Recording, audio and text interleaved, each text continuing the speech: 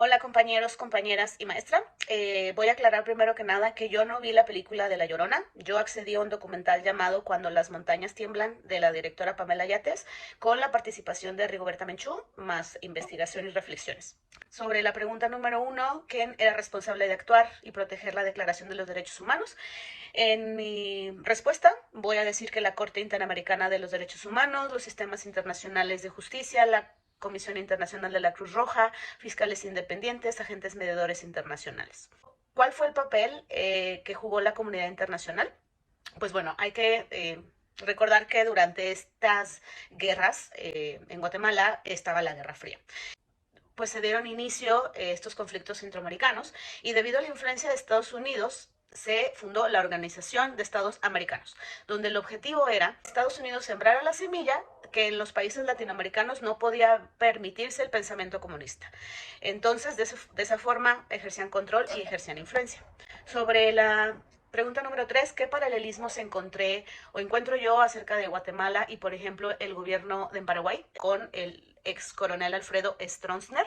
Pues de acuerdo al destape de los archivos del terror de 1992 en Paraguay, se dio a conocer que pues el gobierno era militarizado y realizó homicidios, desapariciones forzadas y hay datos de más de 20,000 paraguayos torturados. ¿Esto por qué? Porque se sospechaba que estas personas eran parte del comunismo. El país es muy pequeño, por lo cual no era posible ni contar con la suficiente cantidad de personas para hacerlo, por lo cual necesitaban ayuda. Entonces, ¿quién entró al quite? Pues Estados Unidos, influenciado por este pensamiento desgarrador, ¿no? De adiós comunismo, no lo permitimos. El paralelismo es que en Guatemala también Estados Unidos ejerció control. Cuando en 1982 Ronald Reagan llega a la presidencia de Estados Unidos, pide al Congreso apoyar a Guatemala en el programa de seguridad económica para resistir contra los agresores que ellos llamaban subversivos, o sea, indígenas y guerrilleros. Existen de hecho datos en el juicio que se realizó contra Efraín Ríos, donde Catherine Doyle de la National Security Chief testiguó con archivos desclasificados de Estados Unidos relacionados con la guerra, con la CIA y algunos otros departamentos, detallaban específicamente las Fuerzas Armadas en Guatemala, la matanza indígena, testificándose cómo se componía los grupos militares en Guatemala, que ejercía Estados Unidos de influencia, las campañas y las operaciones en general. ¿Qué debió de haber hecho la Organización de las Naciones Unidas u otra organización internacional? Si hablamos de este genocidio, hablamos que esto es un delito de lesa humanidad. ¿Por qué? Porque hablamos de tortura, de genocidio y desaparición forzada. Entonces, de acuerdo a los convenios de Ginebra, sí se debe de actuar. ¿Por qué? Porque existen datos, existen denuncias. La primera denuncia se hizo en 1960, que la hizo la Comisión de Esclarecimiento Histórico de las Naciones Unidas a la Comisión Interamericana de los Derechos Humanos, donde hablaban sobre las violencias ejercidas en Guatemala.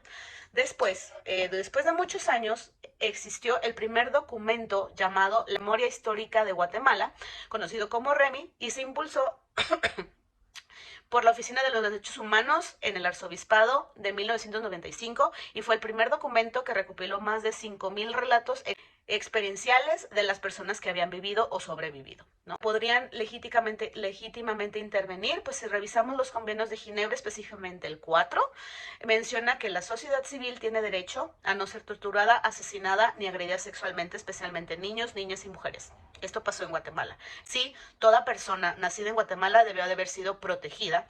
¿Por qué? Porque este decreto menciona que es sin discriminación de raza, sexo, nacionalidad, religión u opinión pública. ¿Cómo operó el principio de soberanía frente al principio de universalidad de la Declaración de los Derechos Humanos en este contexto latinoamericano? En este principio de soberanía creo que cuando se redactó la declaración era un decreto absolutista, donde no se permitía la injerencia, la intervención de estados a estados, y hay que conocer el contexto histórico, donde se vio obviamente bastante destacado el papel de que Estados Unidos tenía mucho poder, tenía mucho dinero, y por lo cual daba mucho poder económico a la Organización de las Naciones Unidas. Entonces, disponían de muchos recursos por Estados Unidos y por algunos otros países. En mi pensar, a lo mejor es un juicio, la ONU pues se vio un poco metida por esta influencia de Estados Unidos. Entonces, pues estas serían mis reflexiones. Muchas gracias.